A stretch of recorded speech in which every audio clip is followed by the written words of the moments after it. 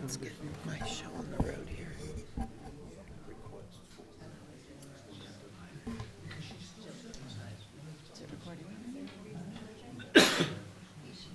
People have been saying that. They're saying we're talking about whatever's on the agenda before the meeting and saying whatever, which is just loud. We shouldn't be recording the meeting before the meeting starts. I guess are they reading what? There we go, now it'll be recorded. Or maybe it should just be muted before the meeting starts. It's just weird. I do know what you're talking about.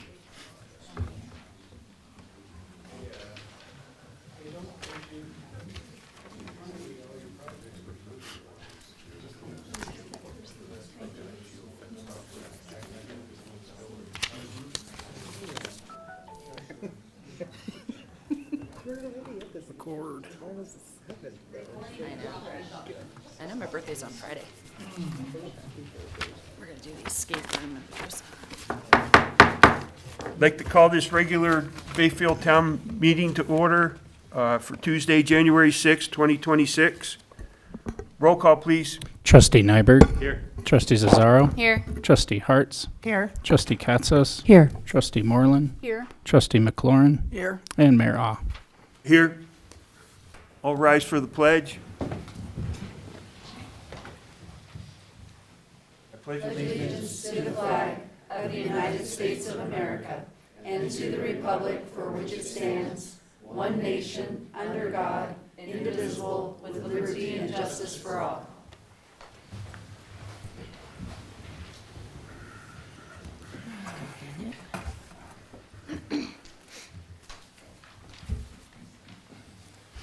Does the board have any conflicts of interest? No. Nope. I do on 2A, 3A, 4A, 4B.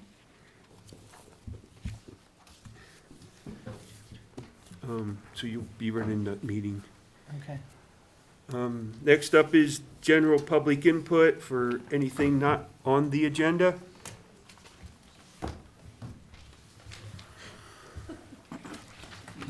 Just one. Yes. Good evening, everybody. As you know, my name's Paige Ludwig. I reside at 9002 County Road 521. I would like to address some comments that were made at the last board meeting by Mr. Robert Patchek, who was hired as a neutral third-party consultant for the contractors that purchase lots in Mustang Crossing. He made some inaccurate and untrue statements that I would like to give a little clarification to. He started by blaming the contractor for failing to construct the pond to design and stated that it had been corrected, which is not true. It is not done. It started with a bad design by SEH that SGM then approved, and then SGM failed the design that they had approved because it's a bad design and it wasn't constructed properly. He stated that the town was holding the building permits hostage and that this was unethical and illegal. And it clearly states in every document that I have reviewed on the town's website that it will not issue permits until the development is done according to all of the requirements, and it is not. Therefore, the town is employing the correct and necessary adherence to the state and the town standards.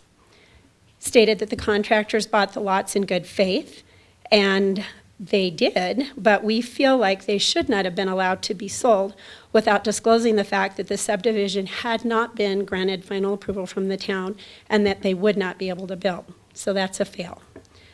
He stated that local livelihoods would be put in jeopardy and employees had been laid off. Our home and our livelihood has not only been put in jeopardy, but damaged to the point where we may not ever be able to use some of our agricultural land again to continue our livelihood. And apparently, a lot of people have been assured that there is a potential remedy forthcoming from the developer. We've reached out to him several times. He did agree to meet with us, but then didn't. We have contacted him several times since then with no reply or response from him. We agree with Mr. Patchek that mistakes were made and something needs to be done in the future to ensure that this does not keep happening. But it does not mean that the town does not continue to enforce its own regulations and allow building to begin in a subdivision that has not completed the required work and has not been granted final approval. Contrary to Mr. Patchak's statement, the site was not forced to be re-inspected because of outside influences. It was a scheduled inspection, and the developer did not meet the requirements of the design nor the city codes. We are not actually opposed to the subdivision. We want to see this get done as much as anybody. He also stated that we didn't start our complaints until after the fact. However, we have been opposing the stormwater drainage on our property as soon as we found out that the original plat had been changed and that this, what was open space along our property, turned into the stormwater drainage pond. We requested a copy of those drawings from the town. Nicole provided them, and we have been protesting this ever since. So we've held meetings arranged by Nicole, held here at the town with everybody involved in it. We've exchanged numerous phone calls and emails with all the town staff involved in the project. We have invested years of our time, thousands of dollars. We have endured unimaginable stress and harassment. We did not, and this is a quote, come back years later and reach out to the state and federal officials to say, I don't like this, unquote. We do have the right to protest the destruction of our property, and it is continuing every day, and it is not going to stop until the deficiencies in the stormwater drainage pond are corrected. Our livelihood and our ability to maintain our way of life is just as important as these contractors that bought lots. And yes, the development will not be stopped, but it needs to be done correctly. We are asking for the deficiencies in design and construction to be corrected, and as this is part of the required development criteria, it must be done before the project can move forward. The requirements of the last design have not been met, and this project is not ready for final approval. Thank you for your time. And as always, if anybody has any questions, if they want more information, I heard that there was some confusion about what all of this actually is. There's a ton of documentation on your own website. There is a trail of all of this from back from 2021, and we've been involved in it from the beginning. We didn't come into this at the end and try to fix stuff that we weren't a part of. So after the meeting last time, I was so floored by the comments made by Mr. Patchak and the allegations made towards us without him naming us directly that I couldn't respond last time. I've done nothing but think about this and not sleep and make myself sick worrying about this. So I just want to say thank you for what you guys are doing, because you are doing your due diligence and you are holding the developer and the contractor accountable. And we appreciate that more than we can say. So thank you. Thank you, Paige. Thank you.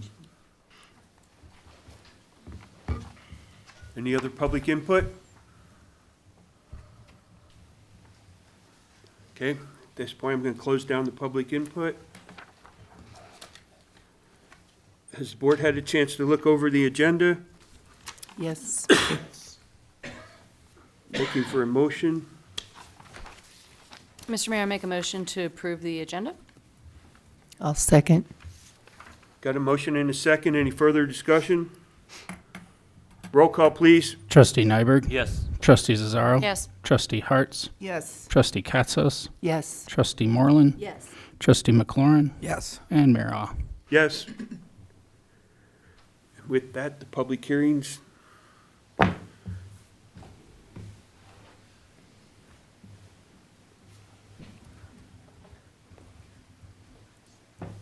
it be okay if I asked for clarification on public hearing while the mayor's heading out, just on the process? So we open the public hearing, and that is when the public gets to talk about the items on the agenda. And if the developer or the person who put it on the agenda is here, they get to talk, our planning team talks. And then when we get to the point of the actual resolution, that's when we talk about it? Okay, because I don't think we did it that way last time, and it felt a little weird, so I wanted to make sure I understood so that I hold my comments until we actually are at 4A and B, and 2 and 3A are for the public and for the presenter and for the staff to do their presentation. Okay. Thank you. Thank you for letting me clarify. The floor is now open for public hearing L-J, intent to annex and initial rezone.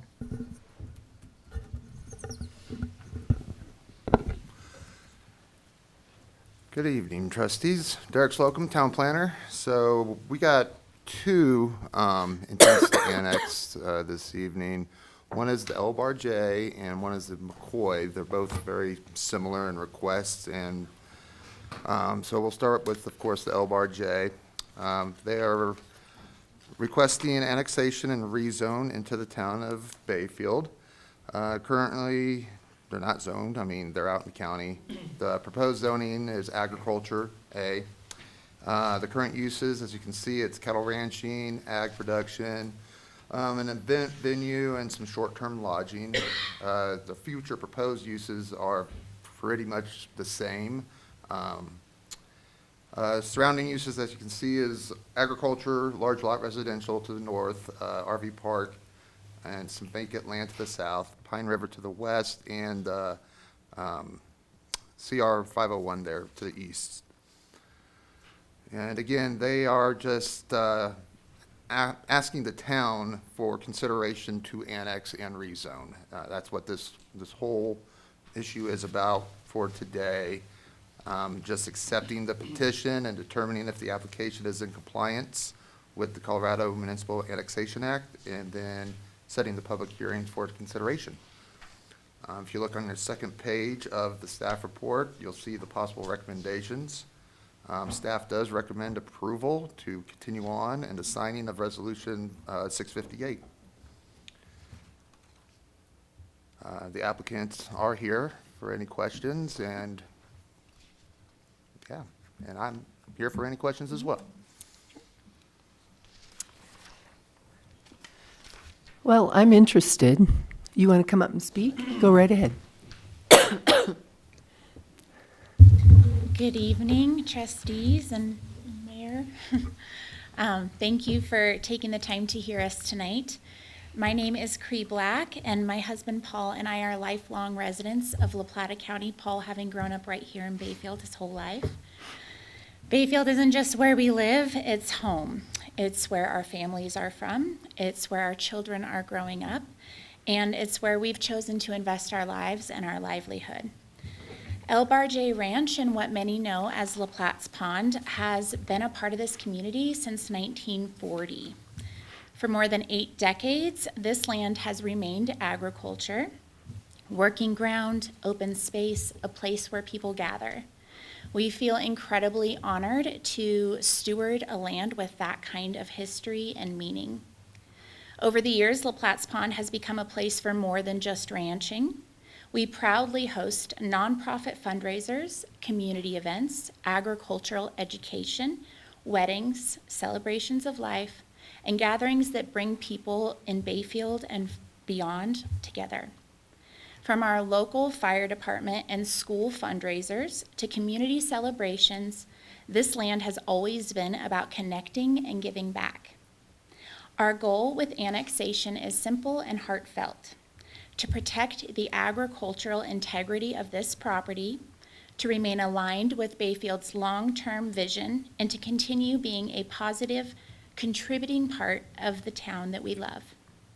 We're not asking for changes in use or services, just the opportunity to officially be a part of the town that we already consider ourselves very much connected to. We care deeply about preserving Bayfield's rural character, its agricultural roots, its strong sense of community. We believe that annexation allows us to continue honoring that legacy responsibly, respectfully, and for generations to come. Thank you for your time and your service to this town and for considering our request. We are grateful to call Bayfield home and look forward to contributing to this community in any way we can. Thank you.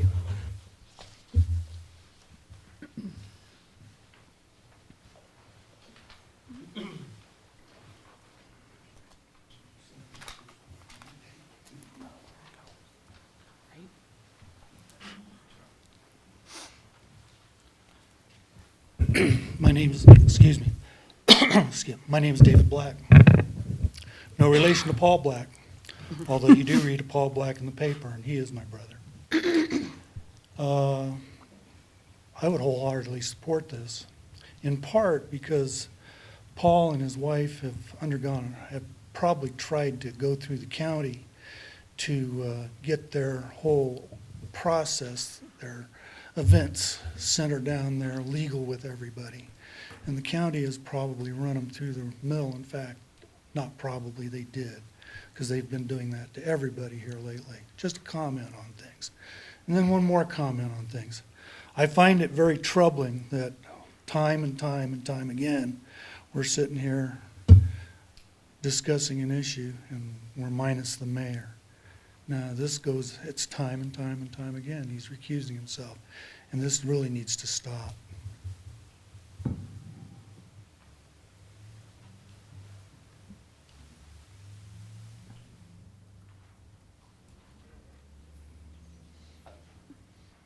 Any other public comment?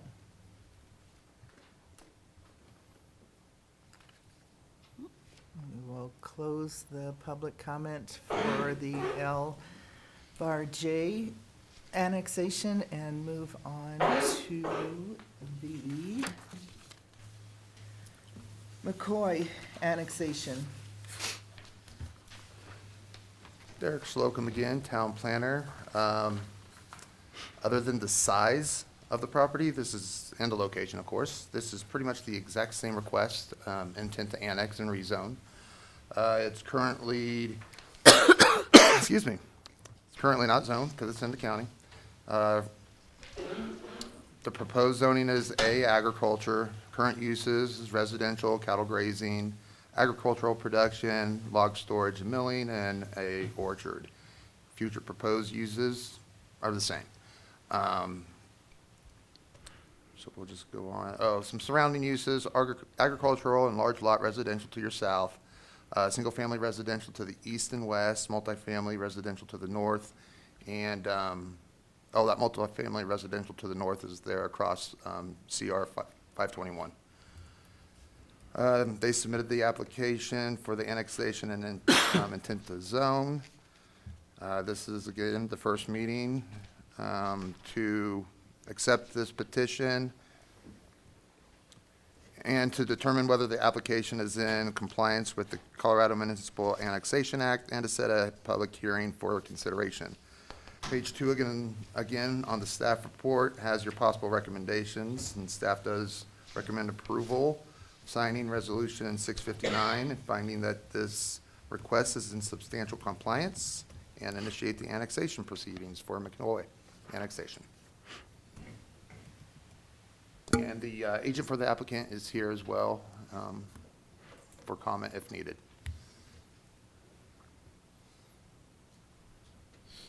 I'm sorry, what was the current, what is it currently? Is it agriculture? It's agriculture, Okay. yeah. So we would be changing it to Agriculture. multi-use? Well, you said residential homes. No, it's by residential. Oh, it's by residential homes? Yeah, yeah. Okay, I was Yeah. confused with what Oh, you I'm were sorry. saying. I have a question. There seems to be a fire sale on annexation suddenly. We've got Outdoorsy that just annexed in, and now these two, and I'm not opposed to annexations. I think that it's a wonderful thing. But I'm curious, what have been the conversations amongst these different entities wanting to annex in? What's changed that all of a sudden we have several annexations? I'm just curious. I haven't been privy, since I'm very new here, to any of these conversations. LBRJ, they came with the application and, I accepted it. And then maybe 2 days later, McCoy comes with the application as well. So I can't give you a definitive answer on that. But, these are properties that are, right, along town limits and everything. So, and it just makes sense. And, just personally from what I've heard, and kind of like Mr. Black mentioned, the county makes it difficult to do some things on your property, and so bringing it into town. Can you clarify if the LJ Ranch will be adding any new dwellings? I have not been told that they would be adding no new dwellings now. They just said they weren't doing any changes to the. Yeah, I just wanted to make sure. Yeah. yeah. Let me ask my questions. If I may. Yes, absolutely, Paul. Yeah, we're not proposing any new structures or anything. Our main goal is simply to exist. A little bit to your other question, we spent 3 years going through the county just to do like a road stand we'd like to do to sell some of our products. Our venue that we've had for 12 years, we applied for a liquor license. There's a long story there. It pretty much shut us down. We've gone through the process with the county. Did that 12 years ago. We were approved for everything. We simply raised to do another permit, and they just completely, it's been 3 years that we've been stalemated. To come to a conclusion that turns out did everything right and everything was good to go. We just spent 3 years trying to figure that out. Gotcha. And that just triggered me to really learn a lot, and then I was able to sit down with Nicole, and the town was asking the question is how do we preserve agriculture, and that's where this ag zone came from. And I think you're seeing people struggling with that in the county, and it's simple things. Maybe it's a mother-in-law home, for their mom to come home or something like that, or a kid that's moving home to try to build, so they can't afford to buy property, but they might be able to build. And this might be an option for people, so that might be why people are looking at it. And maybe just to really, I think maybe the town of Bayfield's kind of a shining light right now for some of the folks around.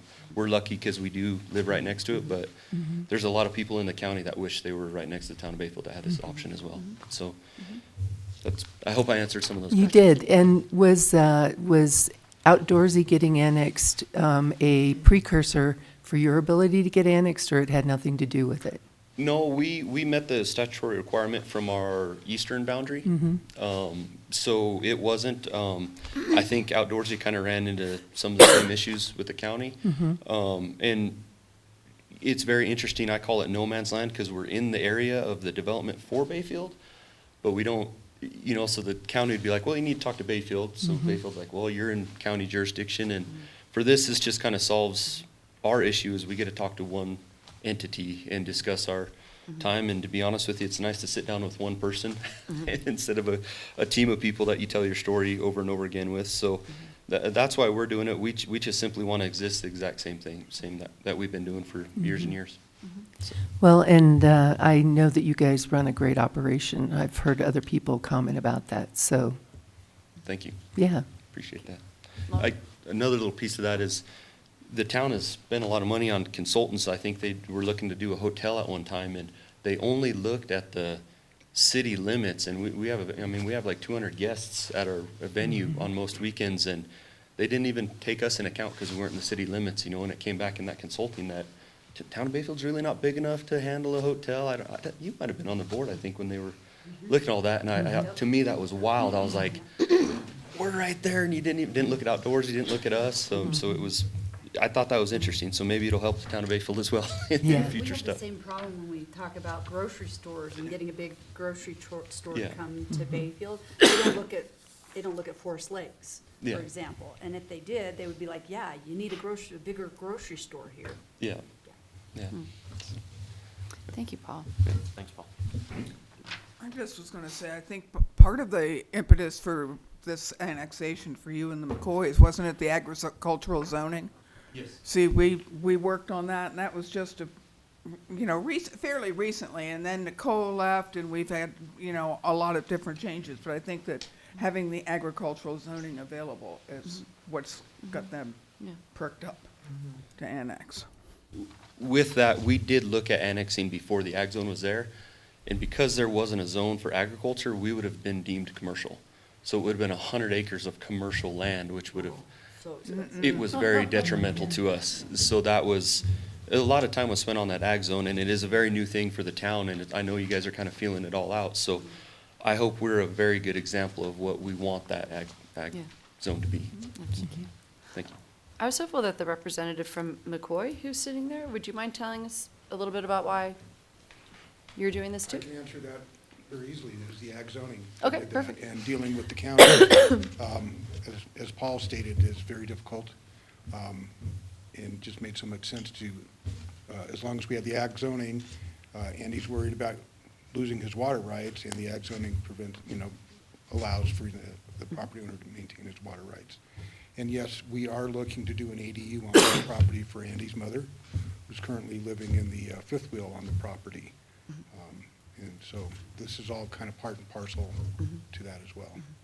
Have there been any issues with the logging and the milling? Not that I'm aware of. No, he lives right next to us. It's fine. It's small, Yeah, the amount of work that he does on his own property. Sure. is limited. It's Yeah. kind of, the property's kind of a transitionary parcel, if you will, for a number of activities. The logging is one of them. There's, how do I say this? It's like a place to transition cattle as they're getting ready to go to market.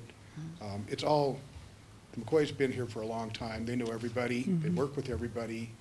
It's a big team effort over on that part of the town. It just makes sense to kind of annex him in and be able to do things that he wants to do. maybe this is a question for you, Derek. If you have an operation in town, even though it's zoned ag, thank you for your response. Are they required to have a business license? Business license. That would, Can you restate that question? Sorry, I was typing. If you're zoned ag and you're running a business, are you required to get a business license from the town? According to the town code, yes. Okay. The only time you could get out of that is if you have a limited physical presence within the town. So if you were to annex into the town, yes, you would need a business license. And do we collect any sales tax from an ag operation? If they're annexed in, they would be making sales from that location. They would be collecting county, city, and state sales tax. Okay. Yep. Great. Thank you for the information.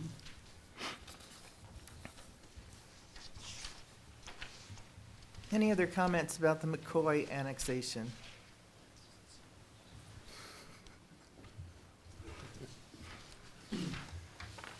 You might know I'd have something to say.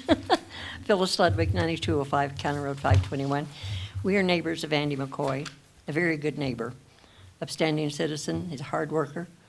But there's something in the ag thing that puzzles me. It does not correlate with the state's ag rules for land.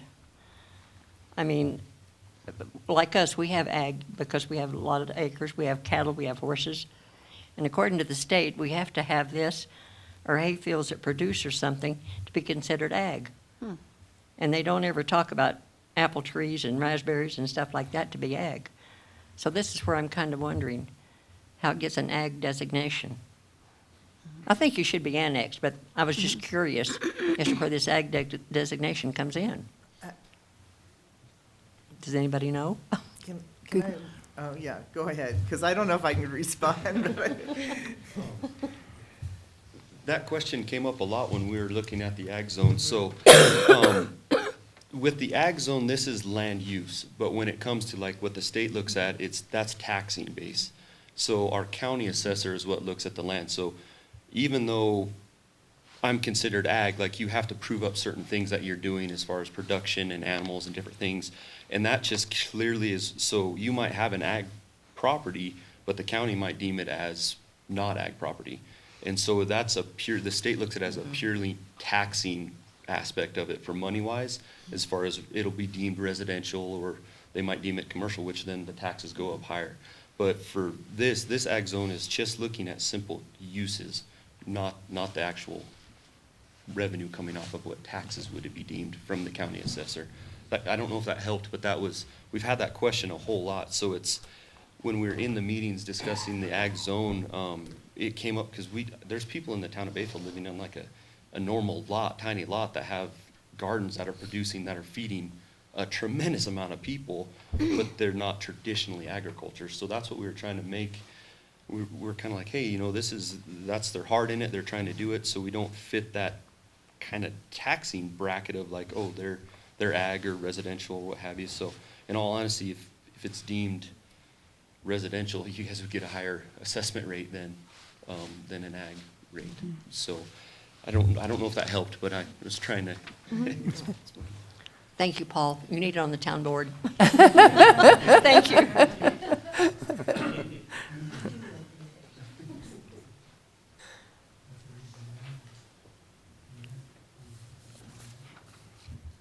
Any other comments about the McCoy annexation?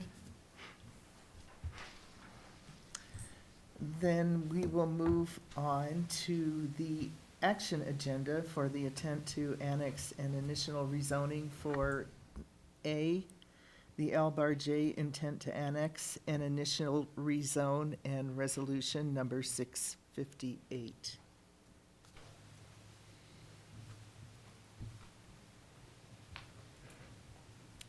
So I feel like all my questions were answered through the public hearing. Does anyone else on the board have any questions regarding? I was just curious as to utilities and whether or not they're well or. Can I speak again? Yes, please. I don't know if I'm doing it proper enough. You're doing great. fine. You're doing great. The answer, I'm all good with it. Yeah. We're not asking for anything that would burden the town. So our road will stay our private road. We'll maintain it. We'll do everything. Same with we have water wells that are permitted, septic systems for all the residents. That was part of our county land use for our venue down there. We have a bathroom station that is pumped through Bob's John's. We contract with them throughout the year. We supply water through that, through Cascade. Delivers fresh drinking water to there. So we're not asking to join on any of the utilities at this moment. Down the future, we have no idea what we'll go, but at this moment, we just want to self-sustain ourselves and not burden the town with any outside stuff that would add cost to you. Thank you. So.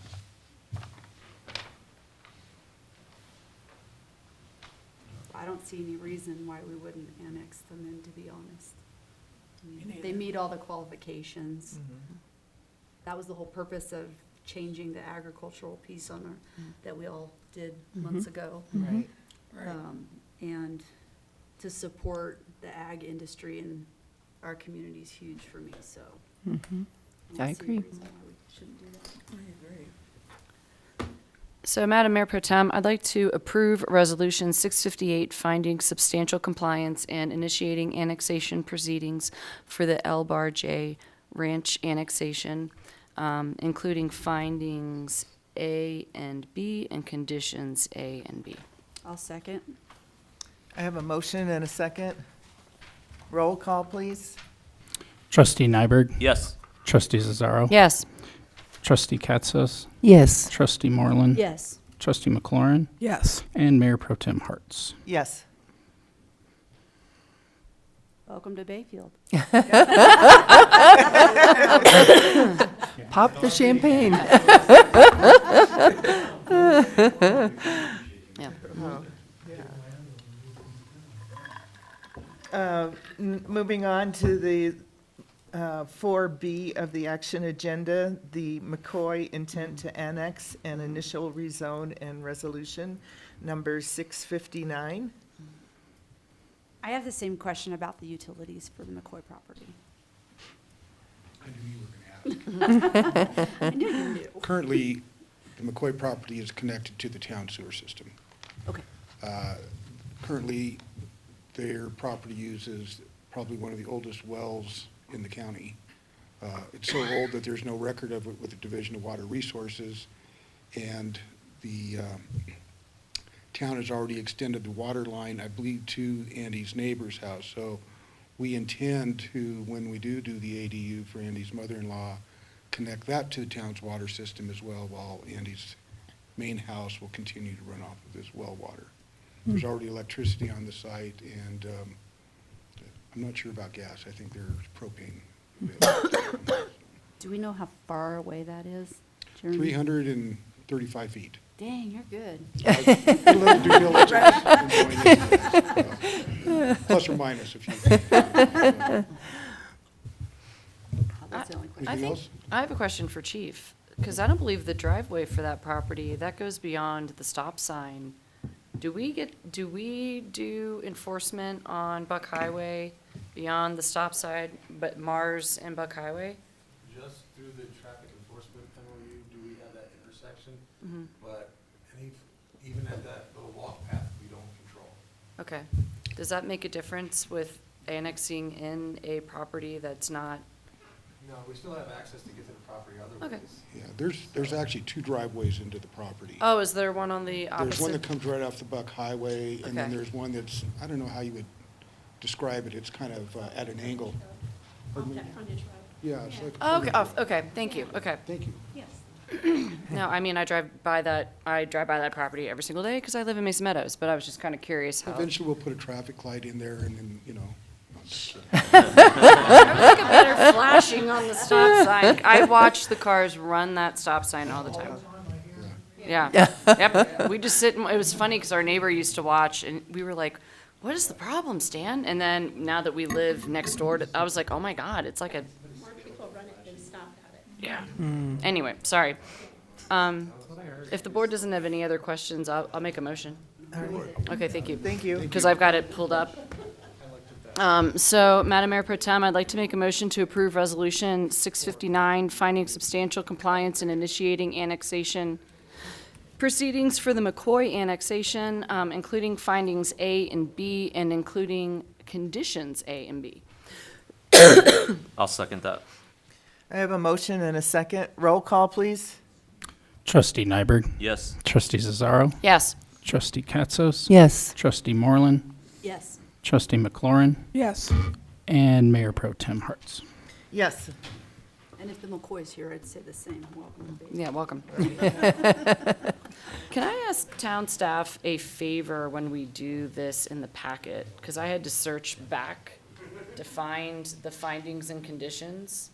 So when we have the agenda and we have the public hearing part, and then when we have the action item, can we maybe either have the findings and conditions repeated there so that we can read them and sound like intelligent people when we're doing that? On the Or, recommended motion, you want those restated?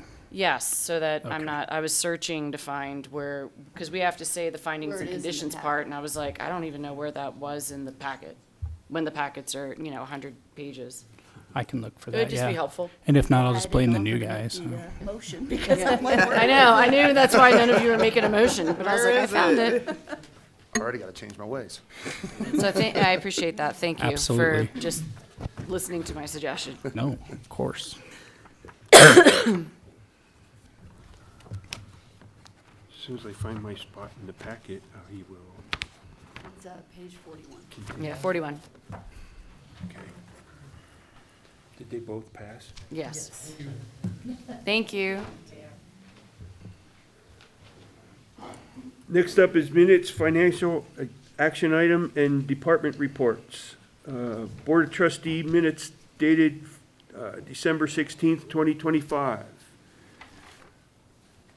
Has the board looked over the minutes? Yes. Yes. Is there any questions, comments? Nope. No. No. Mr. Mayor, I'll make a motion to approve the meeting minutes for December 16th, 2025. Second. Got a motion and a second. Any further discussion? Roll call, please. Trustee Nyberg, Yes. Trustee Cesaro, Yes. Trustee Hartz, Yes. Trustee Katzos. Yes. Trustee Moreland. Yes. Trustee McLaurin, Yes. and Mayor Ah. Yes. December 2025 expenditures.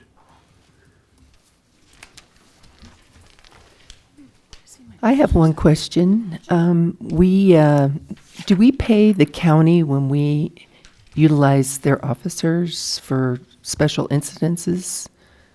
Because there was the shooting amount that was listed for $3,128. We were on the board for the Southwest Regional Training, and we are kind of the go-between between the state and paying the instructors and stuff.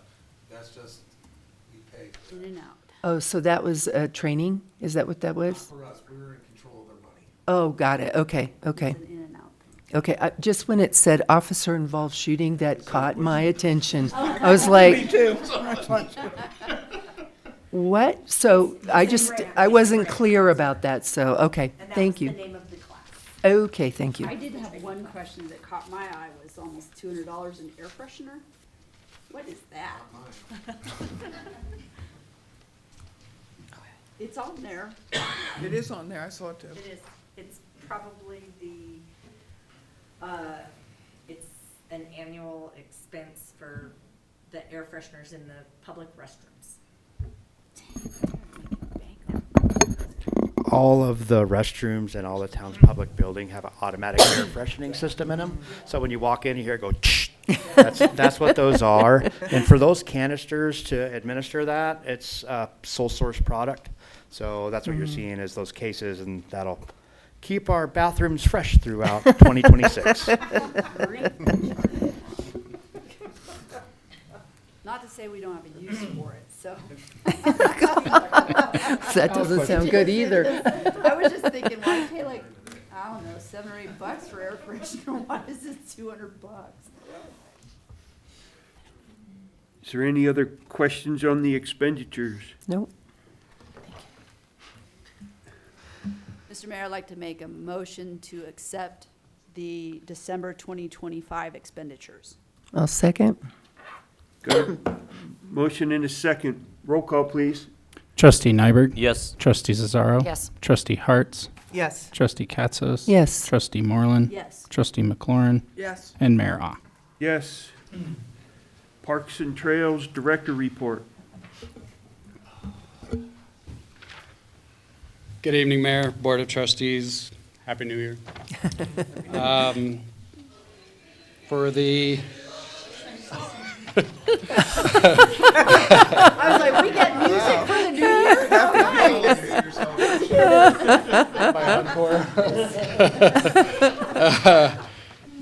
for the months of November and December, Park staff has performed normal operations, including sanitation, ground maintenance, playground inspections, road mitigation, which we've had some issues with some gophers popping up all over the place, and very minimal snow removal.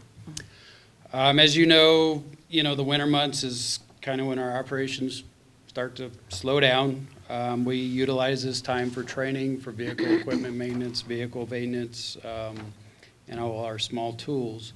So with that said, we've all been working on training. Joe's studying for a pesticide applicator license.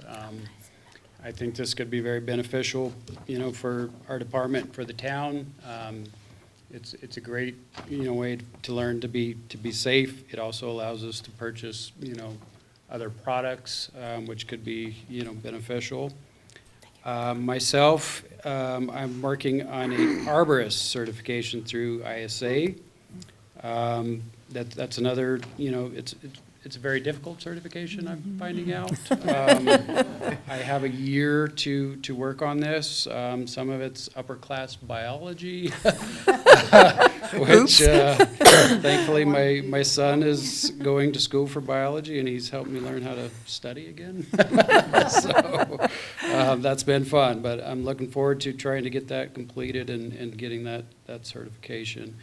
Ben is doing some irrigation installer maintenance training, and I believe all that is online. We will start our vehicle equipment maintenance this month with a new budget. So the Park Stop office expansion project is now complete. So we're glad to have that done. It was kind of a little inconvenient to work around all that, but the contractor we had did a wonderful job and did it in a very timely fashion. We came in under budget on that project, which is nice. So I utilized some of the remaining funds to do some remodeling to our old office, which will now be our break room. And we're currently doing some remodeling to the bathroom. Those facilities, it was constructed well, but they basically used like OSB sheeting and painted it. So it's hard to keep clean. So these improvements will be a lot nicer for us, in our facility and for our, employees, and just much easier to maintain. So thanks to Joe for taking all this on and doing this work. This guy's, his abilities just continue to, we continue to find how able he is to do a lot of different things, so it's wonderful. On some more exciting news, and some of you may have saw it in the Durango Herald, in the press release, we did get a grant that was through GOCO, one of their stewardship programs. I had brought this up to you guys a while back. So that is fantastic.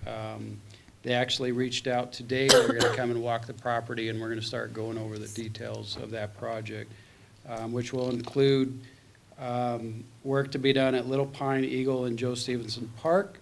This is trail work, open space, restoration, and also some work to some of our river accesses. So I don't know if you've kind of been to Santa Rita Park, where they've done some stuff, you know, to their river. I think we're looking at some similar infrastructure there to kind of help retain those access points for people to, you know, swim, put a canoe, whatever it is that they do in the river, you know, to keep it from being washed out by the river. So that'll be awesome. So that's very exciting. I'm looking forward to getting that done. That's going to be a lot of work by a lot of people that will, you know, greatly take a load off of our department, because there's a lot of, I mean, that's 15 acres, probably a mile of trail, you know, so that's a lot of work. So there's going to be multiple people there. And the good news is that the Corps, you know, they pretty much take it from here. I don't have much involvement other than overseeing the work that's done. They do all the, you know, documentation with GOCO. Like, once the grant was written and now that it's approved, we don't have much more involvement. So it's kind of a nice deal. I'm really excited for that. Other than that, nothing further to report to you guys. Thank you. So, Nice job. Yeah, really great job. That's Yeah. super cool. So is that like a length of trail, or is that a certain amount of money of work? So, or- yeah, when they initially came and met with us and we walked the property, the trail system, I don't know if you've, at Little Pine and Roadside Park, if you've walked that trail that comes actually right out here Yeah. on North Street. Yeah. So it's from basically off of the highway, those parks that are there, all the way to North Street. We also have some property there that, you know, has some infectious weeds, and they're going to be dealing with that too. So not only the trail, but the entire piece of property that the town owns in that area. Oh, nice. Right. Nice. Gosh, So good it's job. going to be a big project, yeah. That's Yeah. fantastic. Right. Nice. Yep. Awesome. Thank you. Thank you. Moving on to the action agenda and the liquor action agenda. First up is the SGM bid recommendations for the manhole rehab and the CIPP. Yeah, that's me. So,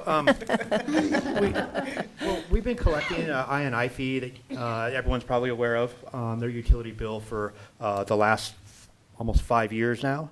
And so the intent with that was to do a large inflow and infiltration project to try and keep some of that seasonal inflows out of the wastewater treatment facility.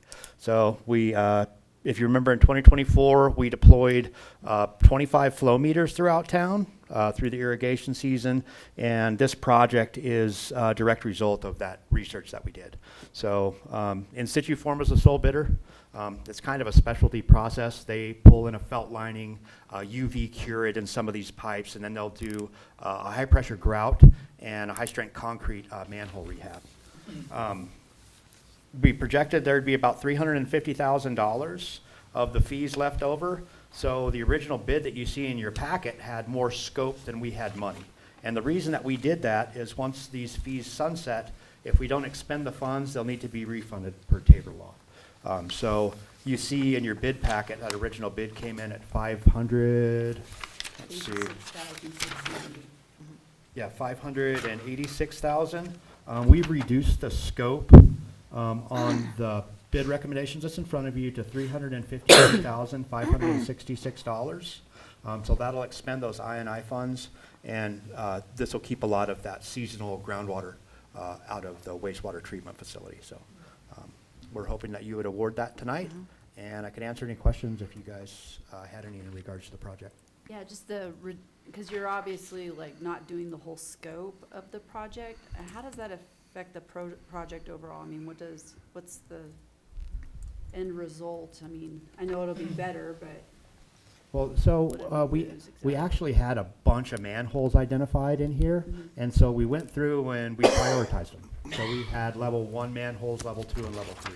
So cutting back the scope of the project, we cut out a lot of those priority 3 manholes, and so we're doing basically through Joe Stevenson Park all the way down through the wetlands to the sewer plant. All those manholes will be rehabbed.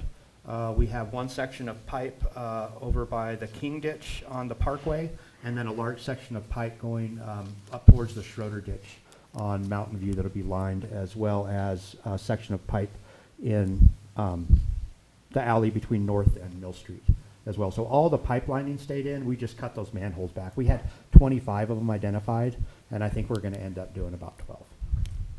And we could always end up doing them later if we were to get Right. money to do so. Okay, Yep. thank you. So Jeremy, I was wondering if there's a typo. In this handwritten bid, it says that the CIPP lining of 8-foot sewer main was $115 per unit price, and then on the new official bid, it was $151. So is it $151, or I'm just wondering if maybe somebody had a typo there. No, it's an 8-inch sewer main. Okay. And so what happens, it's kind of like doing a road project when you do lining projects.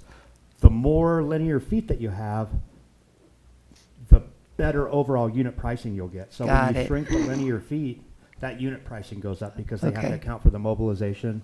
And so you're trying to do as large of a scope of project as you can, is why we waited the 5 years to collect the fees, so we could hopefully bring that unit cost down. Okay, it's just the same numbers, but rearranged. Yeah. 115 versus 151, so. Right. I just wanted to know if it was a typo. Okay, thank you. Jeremy, I have a question for you too. So the funds we were collecting for I&I, you said have sunsetted. Is this something that we're going to need to pick back up to collect again for the next time we need to do this? Or how does that work? That would be a decision that you would make. As of right now, the I&I fees set to sunset, so in April, that's going to drop off everyone's utility bill. Okay. So there'll no longer be an I&I fees charged. My recommendation in regards to that is complete this project.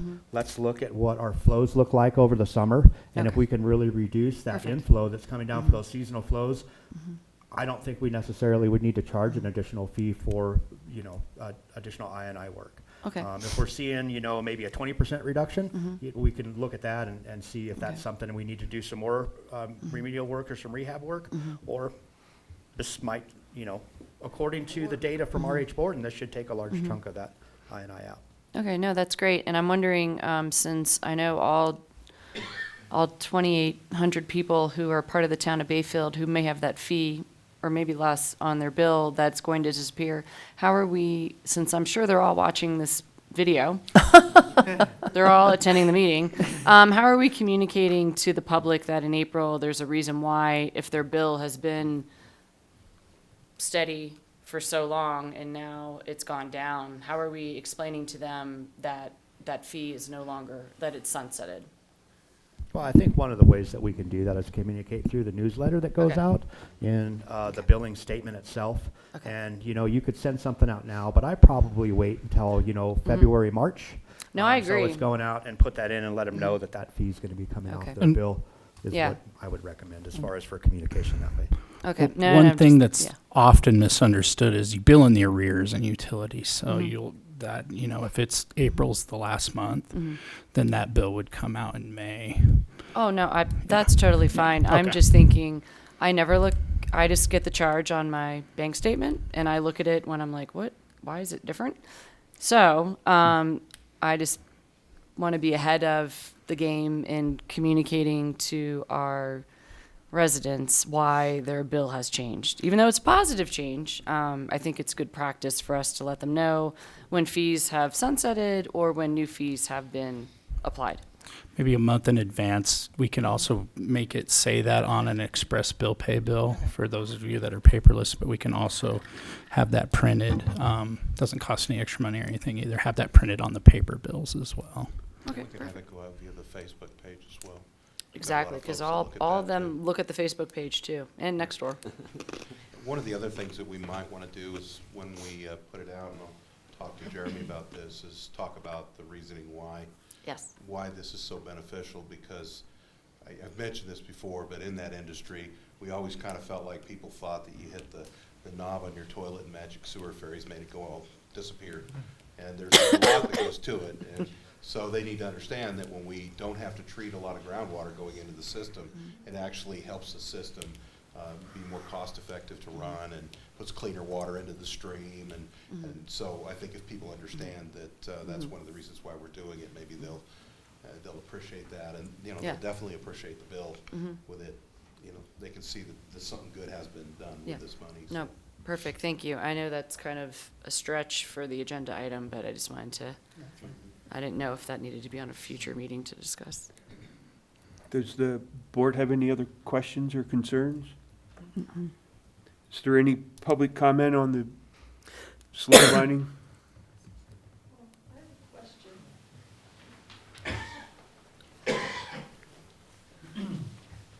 I just had a question about Wait, this. you need to state your name and address first, please. Jessica Ramirez, and I'm at 641 North Mountain View Drive. And I just have a question about the CIPP. You're lining Mountain View, the main sewer line?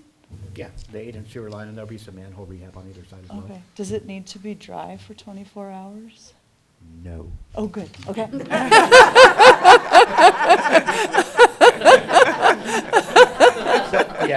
So a lot of it is, just to be transparent, the reason that we went with the CIPP lining for this product is because they can install that and have it cured in a matter of hours. So we're not taking anybody offline for an extended period of time. Plus, it's really hard to take the sewer mains offline. I mean, they keep running. So that's the reasoning behind this product that Instituform installs, and so it'd have a minimum impact on our residents. So, Perfect. yeah. You're good, Jesse. That's a great question. Is there any other public comment? Okay, then I'll close the public comment. Pleasure of the board. Mr. Mayor, I'd like to make a motion to approve the SGM bid recommendation for CIPP and the manhole rehab. I'll second that. I got a motion and a second. Any further discussion? Roll call, please.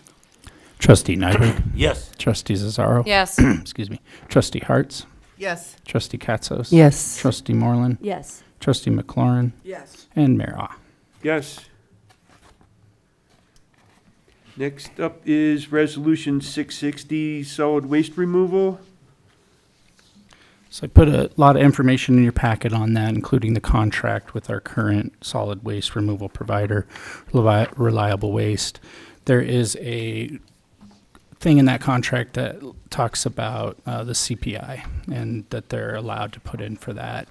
When they originally was approached, the CPI was quite high.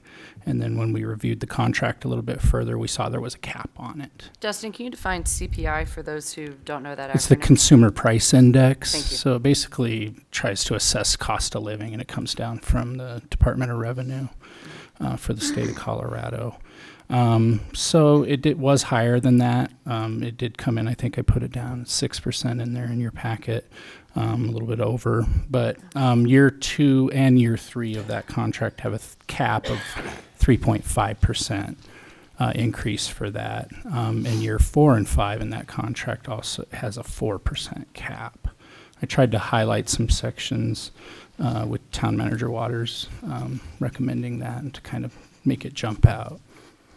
And so we did the math, and being the type of fund that it is, we do need to up our rates, 65 cents for the primary can and 45 cents for a secondary can.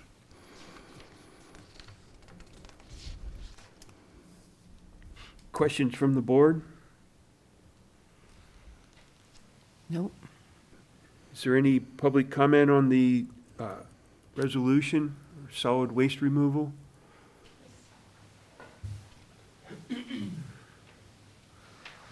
Hello, I'm Kathy Switzer. I live at 611 Louisiana, so I know some of you.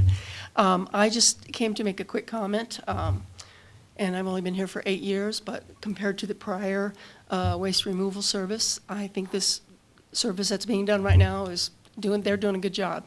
And so I would be in favor of, even though it's small and modest, I'd be in favor of that increase because they're doing a good job and they're reliable, friendly, and so I would approve such a rate increase. Thank you. Thank you.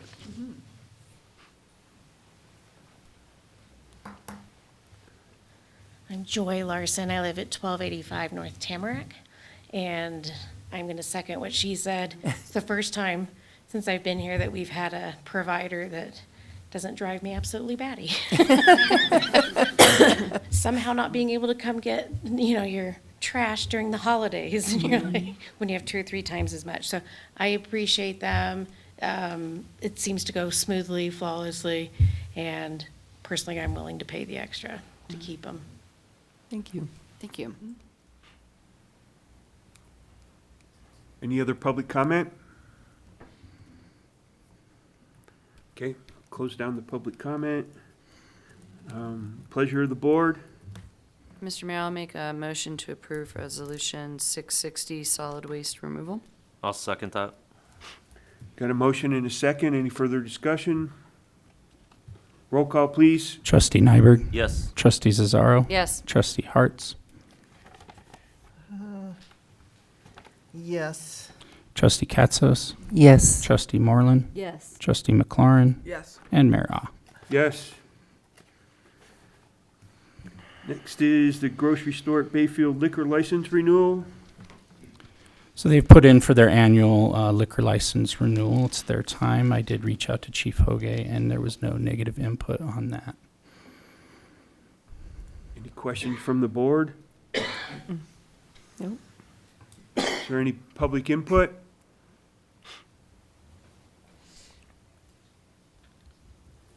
Mr. Mayor, I'll make a motion to, It wasn't done. oh, sorry. I didn't know if they were getting up Oh. to speak, but they were leaving. Okay.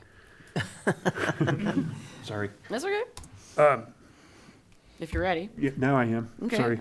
No, you're fine. I'll make a motion to approve the grocery store at Bayfield liquor license renewal. And I'll second. Sorry.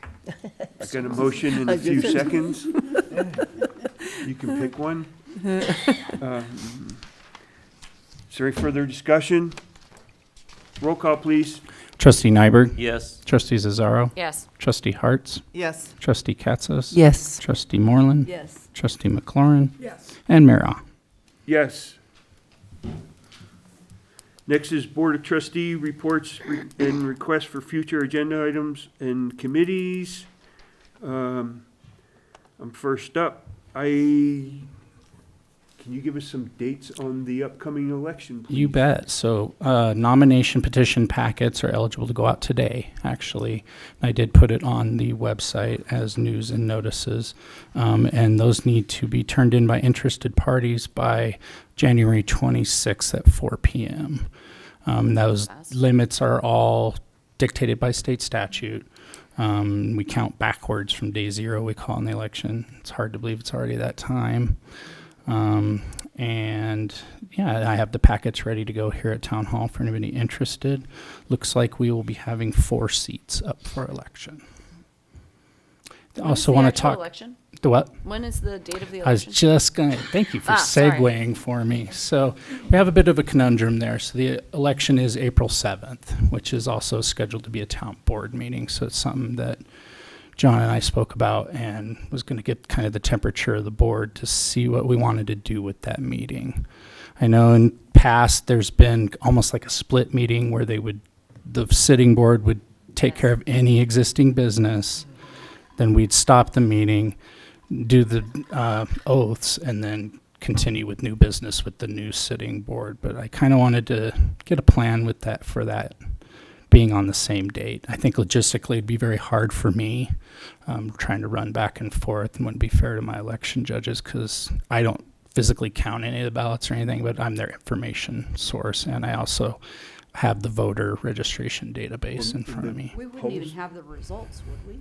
Yeah, so, I mean, there's. No, that question, we have meeting to would go be to the next one. 20th. It would be Yeah. a split meeting if we wanted to cancel that meeting, or we could reschedule it for either the Monday or Wednesday, either prior or You're saying it would be post-election. difficult to host the meeting on the 7th, since you're working on the election, and then have us, no changing, just us meet, okay. Yeah, and we usually run it right here in this room as well, because we have to spread out, because we usually have about 4 to 5 election judges and people coming in their privacy booths, and just a nice space. I know in the past it was done upstairs as well, but then you're running into the elevator and the stairs and things of that nature. So we could either do it before or after, but if we do. You could. If we do it before, then we have to do an extra meeting into April. If we do No. it after the What- voting, then we can do it that day. We talked about a couple of different options as to how we could do that. I think that the 7th is kind of a tough day logistically, just from what Dustin has described. Not only for him, but people coming and going, and they've got that 100-foot, you can't wear a pin on your shirt or a shirt that says go whatever. I don't think that's a big problem here, but the 7th is a bad day, but having it the day before or after for the Board of Trustees, you still have business to attend to as a board. So you can have that, and then you know, the option is, if you want to have a split meeting on the third Tuesday of the month after the others are sworn in or swearing them in, that might be an incredibly long time period. One of the things that I would like to do that has worked in the past, and I think CML has got some things there, is maybe have a after the election, is have sort of an introduction to the new counselors that are coming in, and talk about what each of the staff members do, maybe give a brief overview of the funds so they understand that, have Dustin talk about Cora and just some basic overview things that as a new council, especially if we have 4 new counselors come in, they would probably want to know about. And so that might make that meeting run just a little long.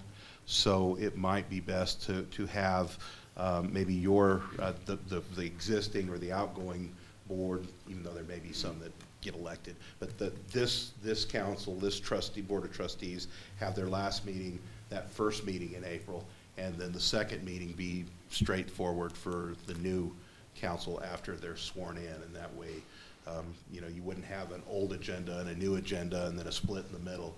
But that's up to you to decide whether you want to do it either way. I know last year my understanding is they did the split meeting, or the last election we did the split meeting, but if we change it and maybe throw a little intro in for the new folks that are coming in, just knowing from my family and having somebody get elected to that first council meeting is kind of overwhelming, and I think giving that introduction to the new folks that are coming in might be helpful. It won't be everything that you need to know. As you guys know, there's a lot you've learned during your term, but it's an opportunity to at least give an introduction to what the town is. And so that would be an option. You don't have to do that. That would be my suggestion for that first meeting of the new council, but just throwing that out there for your. I appreciate you saying that, because when you get sworn in and then you're making decisions, I think that's a little ridiculous. But I'm wondering if there could be a work session for the 4 people who are newly elected, so that they can show up to the meeting and be prepared, versus having all of that happen during the meeting, so that they're prepared to make decisions, because this is when we have meetings. It's every other Tuesday. So that would be my recommendation. Let them come in and do something separate, and then we still could do that split meeting where we finalize, we approve the meeting minutes or whatever we had to do from before, and then 4 of us get out of here, and then they come up and then start being the policymakers for the town. That, like, 'cause I didn't mind that kind of handoff, but it seemed kind of weird when you were brand spanking new and you're, like, when I'd been on the board before, but when I was appointed, I was like, oh shit, like, I didn't even look at like, what am I voting on right now? But I'm pretty knowledgeable of the town. So that would just be my suggestion. But can we look at April 7th to see what kind of decisions we need to be making? Maybe we just cancel the meeting. Like, do we need to have that meeting on election day or the day before or the day after? There's some multiple factors that could play into that. If Yeah. anything gets tabled into that, Mhm. it could be, and then there's just some things I'm thinking off the top of my head. Okay. It could be an issue. The minutes would have to be approved by Maybe the look at sitting last board. April and see what were we reviewing and voting on. I do remember off the top of my head a lot of the sitting board. It was kind of the newer stuff that was brought up, and they tabled to the new board. Was Yeah, I was a remember lot of the that's what procedure. happened, I yeah. do remember that. Is another option to take there as well. I mean, if there's some urgent business that we need to take care of, and we'll know that when we get closer to that Yeah. date, we can have like a meeting on Monday or. We could do a special meeting just for the sitting board to maybe take care of the old Yeah, just business, to and I take could care have of- minutes and everything ready for Right. that. Yeah. Good, like half hour or whatever, just to take care of whatever business we need to take care of, and then whatever the 2 weeks after that, and But I do like Manager Waters' idea of the onboarding as well. Oh, yeah. Like you're talking to. I mean, just sitting here with you guys, I've learned a ton too. So. Yeah. yeah, no, that's a really good idea. So it's up to your pleasure as a Board of Trustees what you'd like to do, just let us know. But we wanted to give you options and let you know that we were about to run into conundrum, as our town clerk so aptly put. It would be difficult for him to run both at the same time. He Yeah. is correct. Do you think you could just put the options on a paper and then show it to us at the next meeting, and we can be like, well, let's go with option B? I just think that's easier. That'll work. Okay. Okay. Anything else on that? Got it covered? Trustee Harts, Nothing new. Happy New Year, everyone. Trustee Cassos, Nothing at this time. Trustee McLaurin. Well, as I said before, I work with the Good Food Collective a lot, and they would very much like to come out and do a presentation to the public and to the board about some of the things that they do, especially with supporting local businesses, food businesses in particular. They do, but other businesses also. They've got some grant funding to help small businesses, things like that. I'd like to put on the agenda for her to come out and tell us what they do, especially since we don't have the chamber here anymore and stuff like that. I think they've done surveys of our businesses before that have influenced their decisions, and I think I'd like to get the town of Bayfield and this part of the county more involved with them, because they do a lot of good work. And I'd like to have her speak on the agenda, if it be the pleasure of the board. I would be open to that if we can get a head nod or something, thumbs up. Yeah, we could put some time in the beginning of the meeting. Like, what kind of time are we talking about here, Laura? Probably Like do 10 minutes, 15 20 minutes? Okay. 15, 20 minutes, something like Okay. that. Put it on the agenda. Perfect. Anything else? No. Trustee Moreland. I got a little bit. So the Regional Housing Alliance is switching to a quarterly meeting versus a 1-month meeting, so just keep that in mind. They don't have the first meeting scheduled. However, we are having a impromptu meeting this Friday to discuss, we have some options for a CPA, and we have a couple options for a director. And when I say director, I use that term loosely. They're really actually getting a consultant that's going to be the acting director for the RHA. So we'll find out shortly who that's going to be. The one who's been doing it currently is an interim that was helping out, and so that should happen here shortly. La Plata Economic Development Alliance.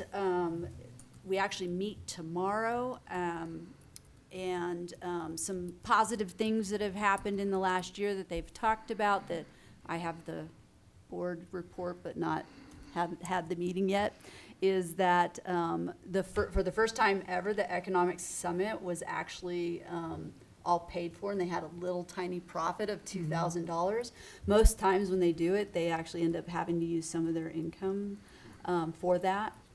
I did send the board a packet earlier last week or the week before, I can't remember, because the holidays blur, where it showed how much was spent in the Catalyst Fund for projects in Bayfield to show some how our vote to stay with that organization benefits our community. I also attended the Southwest Economic Conference this morning, and that was pretty cool. In fact, their booklet is online.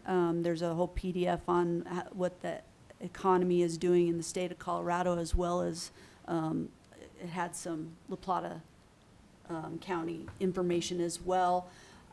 We're still in the middle of a 25-year drought, which was sounded pretty not good, but they are looking into ways to, make it benefit us better, because we're the start of all of those waters that happen in the state of Colorado, and it's like all the other states and places flowing downhill get more benefit out of our water than we do. And so I know that's something that's prevalent in what they're thinking about as the drought continues, and what they can do for that. As far as the county, we seem to be doing really well. There wasn't a huge increase in property prices, which is a good thing. We don't want a huge increase in property values just because it's getting so expensive. They are starting to see things like food and gas start to level out and kind of go down a little bit, and they're projecting it to go down a touch, not a lot. And just overall that we're doing okay. Agriculture's still being hit pretty hard if you're doing crops, just because of the water situation. They do have concern for those out there with agriculture that have loans with banks, and whether or not they're going to be able to meet their commitments with their banks. So hopefully, we'll start to see maybe some of our politicians that are a little higher up, or even us, to start putting in some requests for our government to help with agriculture, because they're not going to eat if we can't keep our agriculture going. If you're, on the other hand, if you're in beef, that actually is doing really well, and so they expect that that's going to continue. However, there is going to be a little bit of hard problems, because when crops are failing, it's harder to feed those cattle. Overall, it was really interesting. If you want more information, they do have it on their website. It was through Fort Lewis College.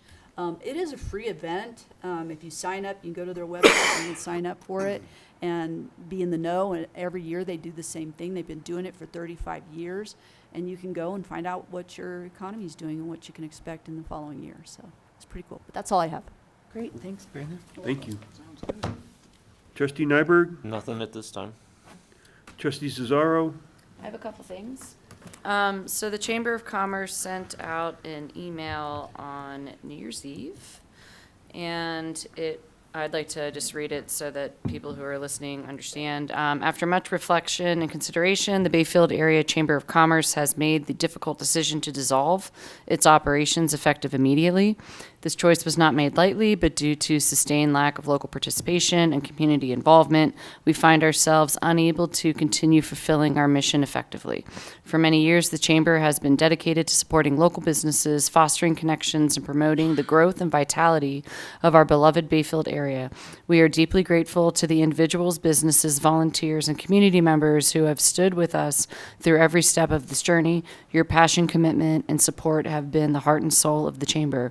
While the Chamber comes to a close, our appreciation for this community remains unwavering. We encourage everyone to continue supporting local enterprises and to stay engaged in initiatives that strengthen Bayfield's unique spirit and economy. Thank you from the bottom of our hearts for the years of trust and collaboration. It has been an honor to serve you. With sincere gratitude, the Bayfield Area Chamber of Commerce Board.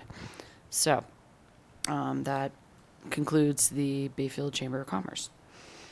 I was unable to attend the Upper Pine Board meeting because the date changed and I did not have that on my calendar. But I have gleaned that they have had 13 EMT students that just graduated. So way to go, having more EMTs in the community.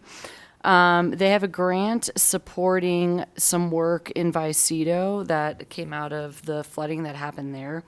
And Captain Mike Muir from the Station 5 up by Forest Lakes is kind of spearheading that right now. So super exciting to see our fire department supporting, after the disaster that happened in October for the flooding folks up there. I'll try to be at the next meeting to have better intel for you. I am wondering if we could please receive an email form, because I used to have this, and I didn't realize I didn't have it until I realized I didn't have it.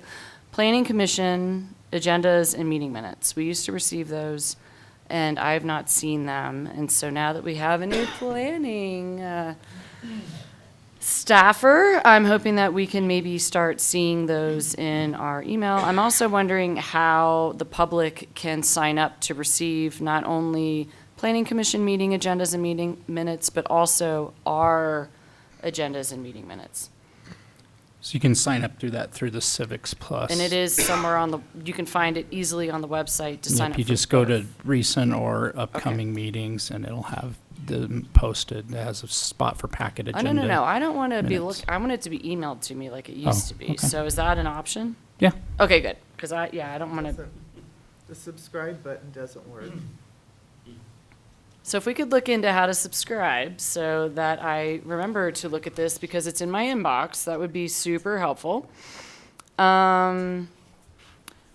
I also am looking for a point of contact for La Plata County Public Health to work with the senior center on upcoming vaccination clinics. And I don't know if that is our coordinator or if there's a member of staff who attends these meetings who would be the more appropriate scheduler.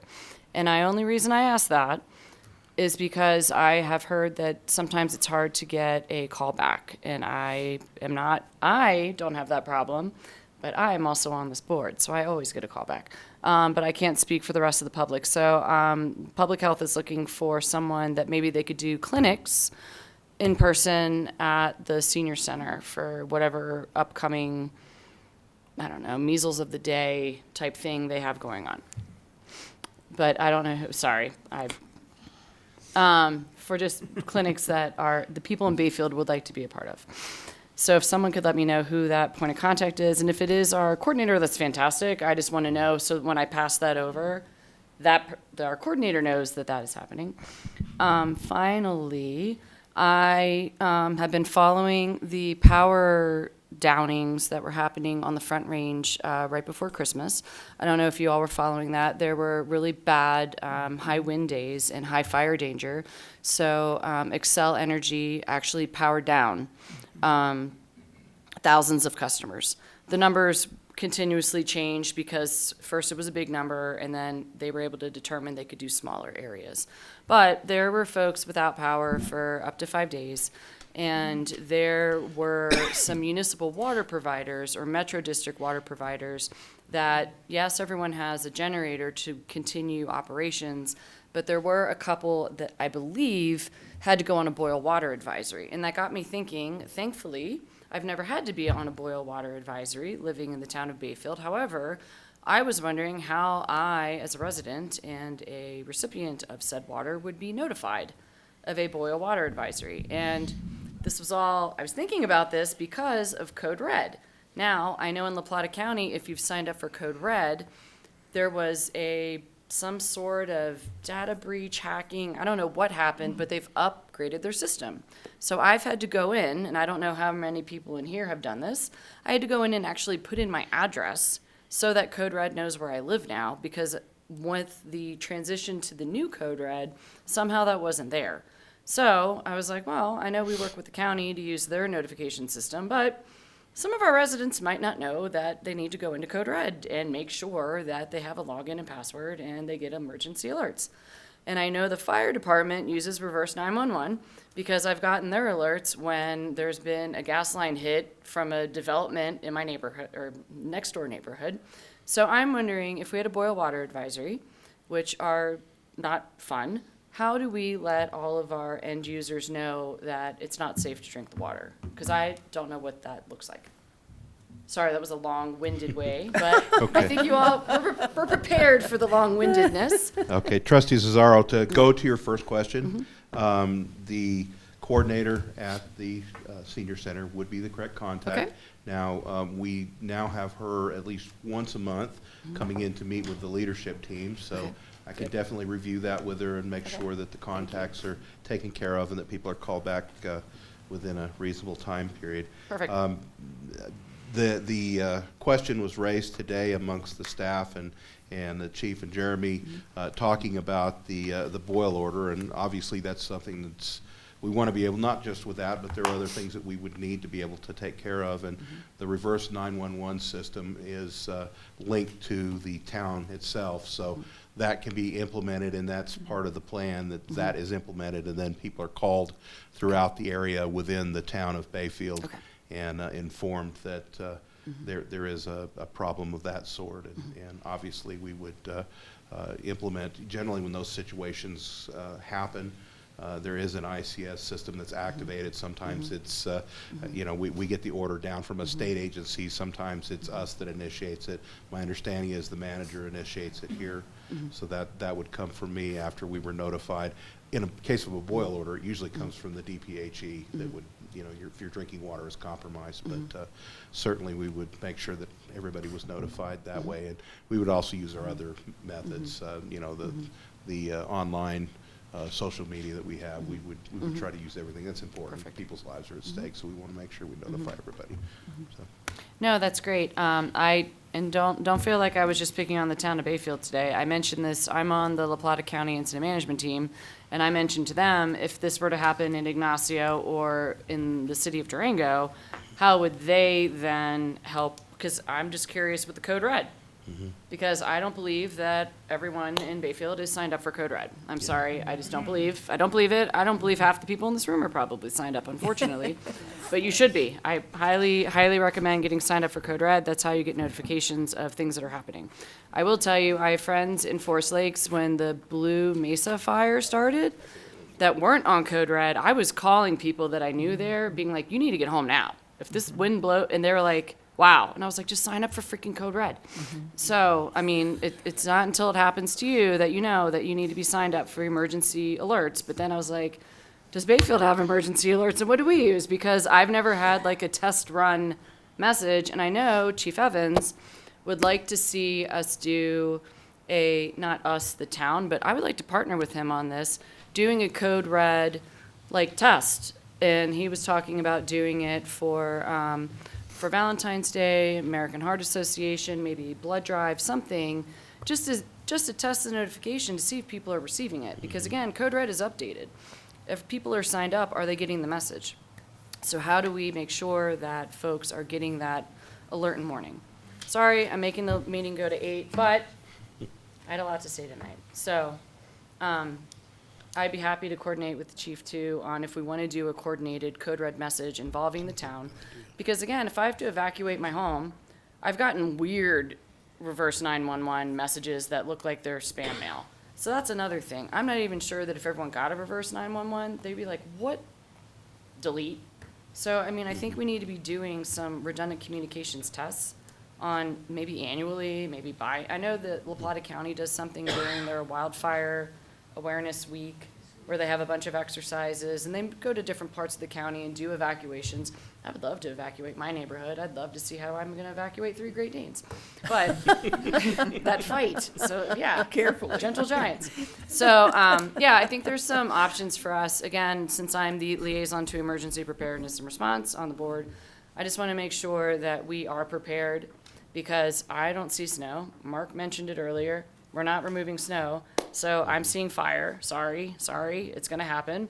And if it actually were to happen in town, there was a fire start right in Louisville 2 days ago, outside of Broomfield. Like they had the Marshall fire. So I'm like, that easily could happen somewhere. I'm sorry. It was a grass fire in a plain, in like some plains grassy area, and there were some hay bales. So I mean, we're talking about ag. Accidents happen, stuff can happen, and so what happens if we lose a neighborhood? How are we notifying people, get the hell out of here? So, thank you for listening. You're welcome. Is there anything else? That's all. I have like a list. Sorry. That's what happens when I'm remote for 2 meetings. You need to spread your list out. Upcoming dates of interest, Planning Commission next week on the 13th. Board of Trustees in 2 weeks on the 20th. And keep in mind, the town offices will be closed for Martin Luther King Jr. Day on the 19th.